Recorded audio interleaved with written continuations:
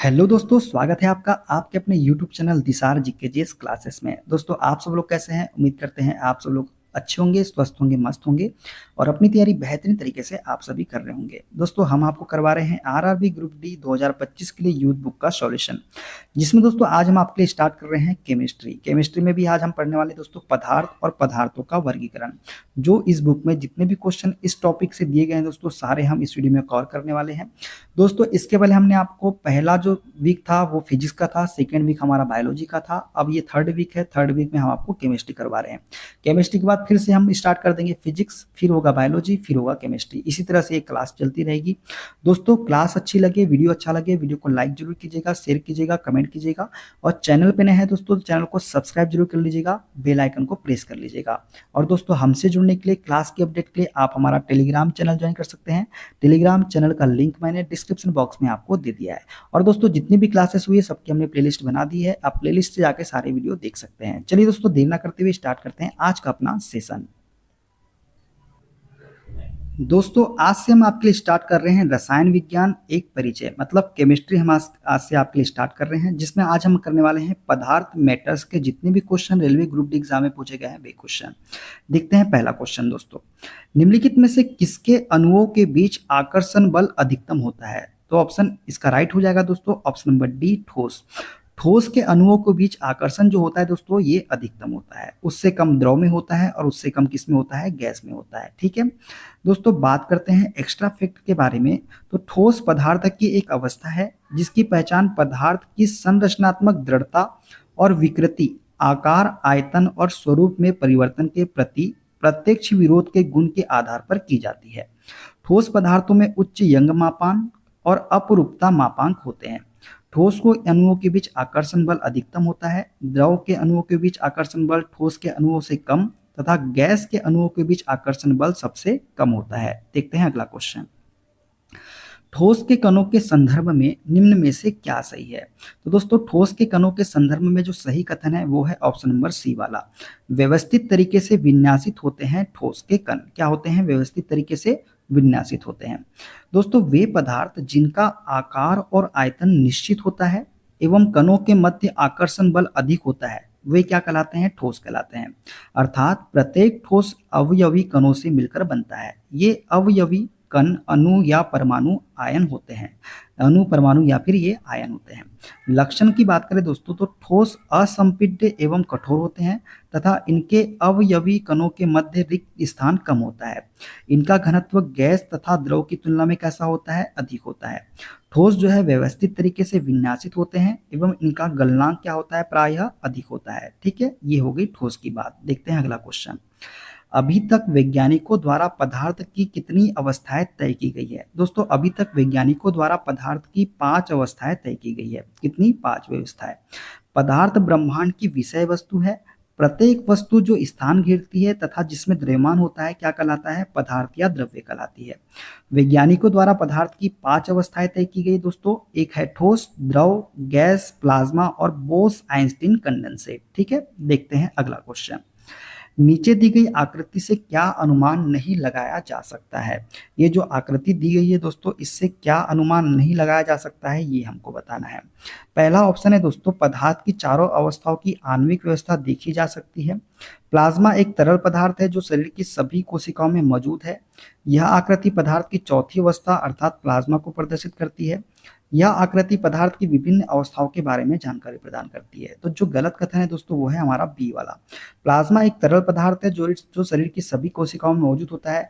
ये जो आकृति दी है ये इसकी प्रदर्शित नहीं करती है। ठीक है, तो बी वाला इसका राइट आंसर हो जाएगा।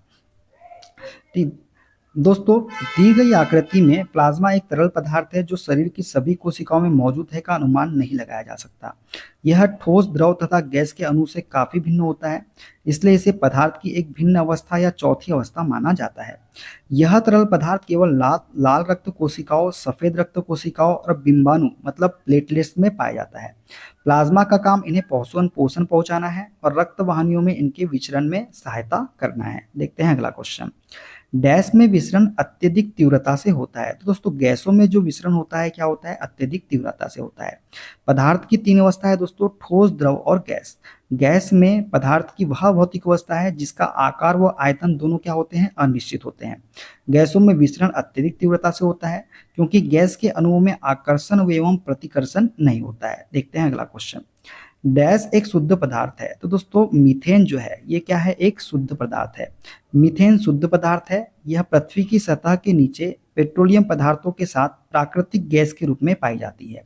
यह दलदली भूमि में भी मिलती है, इसलिए इसे मार्स गैस भी हम बोलते हैं। मीथेन को क्या बोला जाता है, मार्स गैस। देखते हैं अगला क्वेश्चन। निम्नलिखित में से कौन सा विधान सत्य है। पहला है हमारा दृढ़ता के आधार पर। पदार्थ के प्रकार के अनुसार कणों के स्थान के आधार पर आकार बदलता है। उदाहरण के लिए ठोस पदार्थों का निश्चित आकार होता है जबकि तरल पदार्थ उनके पात्र का आकार प्राप्त करते हैं। और देखा जाए तो गैसों का कोई आकार नहीं होता। ठीक है, ये दृढ़ता। बी है हमारा संपीड़ितता। यह पदार्थों का वह गुण है जिसके कारण उच्च दाब पर उनका आयतन कम हो जाता है। गैसों में यह गुण पाया जाता है। तो सही आंसर हो जाएगा केवल बी वाला। जो हमारा बी संपीड़ितता है दोस्तों, ये बिल्कुल सत्य है। ए वाला हमारा असत्य है। अब बात कर लेते हैं एक्स्ट्रा फैक्ट के बारे में।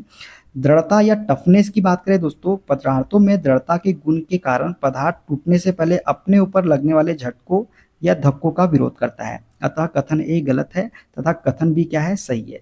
क्योंकि संपीड़ितता गैसों में सबसे अधिक पाई जाती है। इसके कारण उच्च दाब पर इनका आयतन क्या हो जाता है, कम हो जाता है। अब देखते हैं दोस्तों पदार्थों का वर्गीकरण, यौगिक, मिश्रण और विलयन के बारे में। देखते हैं पहला क्वेश्चन। डैश एक यौगिक नहीं है। तो दोस्तों लेड जो है ये एक यौगिक नहीं है। बात करें चौक की, हाइड्रोजन सल्फाइड की या सल्फर डाइऑक्साइड की, तो ये सभी क्या है, यौगिक है। दो या दो से अधिक तत्व जब एक निश्चित अनुपात में रासायनिक बंध द्वारा जुड़कर जो पदार्थ बनाते हैं उसे हम रासायनिक यौगिक कहते हैं। जैसे चौक हो गया, हाइड्रोजन हो गया, हाइड्रोजन सल्फाइड हो गया, सल्फर डाइऑक्साइड हो गया। लेड एक क्या है, लेड एक तत्व है जो कि धातु है। दोस्तों देखते हैं भौतिक एवं रासायनिक परिवर्तन के सारे क्वेश्चन। निम्नलिखित में से कौन सा अवलोकन हमें यह निर्धारित करने में मदद करता है कि रासायनिक अभिक्रिया हुई या नहीं हुई है।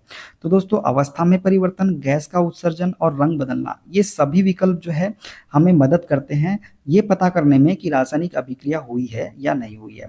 अवस्था में परिवर्तन, गैस का उत्सर्जन, रंग बदलना तथा तापमान में परिवर्तन जैसे फ्रिक्शन रासायनिक अभिक्रिया हुई या नहीं इसके निर्धारण में मदद करते हैं। क्योंकि रासायनिक अभिक्रिया दो या दो से अधिक पदार्थ या तत्व के एक दूसरे के संपर्क में आने पर और उनमें परमाणुओं का पुनर्व्यवस्थापन होता है तथा इस प्रकार नए पदार्थ का या यौगिक प्राप्त होते हैं, जैसे दूध से दही का बनना। ठीक है, देखते हैं अगला क्वेश्चन। निम्नलिखित में से कौन एक भौतिक परिवर्तन है। तो दोस्तों भौतिक परिवर्तन है हमारा पानी का बर्फ में परिवर्तन। ये क्या है, भौतिक परिवर्तन है। मानव श्वसन, मानव में पाचन और दूध से दही बनना, ये सभी क्या है, रासायनिक परिवर्तन है। किसी पदार्थ में होने वाला ऐसा परिवर्तन जिसमें पदार्थ के रासायनिक गुण तो समान बने रहते हैं लेकिन पदार्थ के भौतिक गुण परिवर्तित हो जाते हैं, भौतिक परिवर्तन कहलाता है। जैसे पानी का बर्फ में परिवर्तन, शक्कर का पानी में घुलना, कांच का टूटना, ये सभी क्या है, भौतिक परिवर्तन है। और पदार्थ में होने वाला वह परिवर्तन जिसमें कोई नया पदार्थ बनता है जो मूल पदार्थ के रासायनिक व भौतिक गुणों से पूर्णतः भिन्न होता है, रासायनिक परिवर्तन कहलाता है। जैसे लोहे पर जंग लगना, दूध से दही का बनना, ये सभी क्या है, रासायनिक परिवर्तन है। देखते हैं अगला क्वेश्चन। निम्न में से कौन सा रासायनिक परिवर्तन का उदाहरण नहीं है। तो रासायनिक परिवर्तन का उदाहरण नहीं है कौन सा, ऑप्शन नंबर सी वाला हो जाएगा, जल का वाष्प में परिवर्तन। ये कौन सा उदाहरण है, तो ये भौतिक परिवर्तन का उदाहरण है दोस्तों। कौन सा, भौतिक परिवर्तन का। वह परिवर्तन जिसमें परिवर्तन के पश्चात पदार्थ को पुनः पूर्व अवस्था में प्राप्त न किया जा सके, रासायनिक परिवर्तन कहलाता है। इसमें नया पदार्थ बनता है दोस्तों। प्रकृति में भौतिक व रासायनिक परिवर्तन दोनों होता है। जैसे दूध से दही बनना, शरीर में भोजन का पाचन एवं लोहे में जंग लगना आदि रासायनिक परिवर्तन के उदाहरण है। जबकि जल का जलवाष्प में परिवर्तन वाष्पीकरण कहलाता है और यह भौतिक परिवर्तन के अंतर्गत आता है। देखते हैं अगला क्वेश्चन। निम्नलिखित में से कौन सा विकल्प रासायनिक परिवर्तन है। तो दोस्तों दूध का दही में परिवर्तन, ये क्या है, रासायनिक परिवर्तन है। शुष्क बर्फ का सब्लिमेशन, रेत का पानी में घुलना, चीनी का पानी में घुलना, ये सभी क्या है, भौतिक परिवर्तन के उदाहरण है। देखते हैं अगला क्वेश्चन।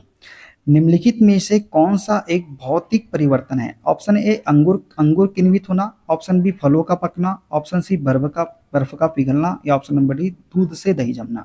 तो भौतिक परिवर्तन का उदाहरण है दोस्तों ऑप्शन नंबर सी बर्फ का पिघलना।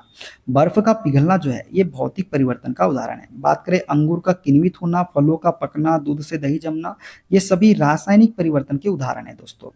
पदार्थ में होने वाला वह परिवर्तन जिसमें केवल उसकी भौतिक अवस्था में परिवर्तन होता है तथा उसके रासायनिक गुण में कोई परिवर्तन नहीं होता, ये भौतिक परिवर्तन कहलाता है। जैसे बर्फ का पिघलना हो गया, कांच का टूटना हो गया, ये सभी क्या है, भौतिक परिवर्तन है।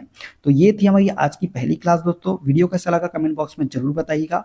अगला जो हमारा टॉपिक होगा दोस्तों वो होगा द्रव्यमान संरक्षण का नियम, स्थिर अनुपात का नियम और डाल्टन का परमाणु सिद्धांत। ये सभी 3 चैप्टर हम अगले वीडियो में कवर करेंगे। वीडियो अच्छा लगे दोस्तों वीडियो को लाइक कीजिएगा, शेयर कीजिएगा, कमेंट कीजिएगा। चैनल पे नए हैं चैनल को सब्सक्राइब करके बेल आइकन को प्रेस कर लीजिएगा पल पल की अपडेट के लिए। मिलते हैं अगले वीडियो में, अपना ख्याल रखिए। Okay bye bye, take care.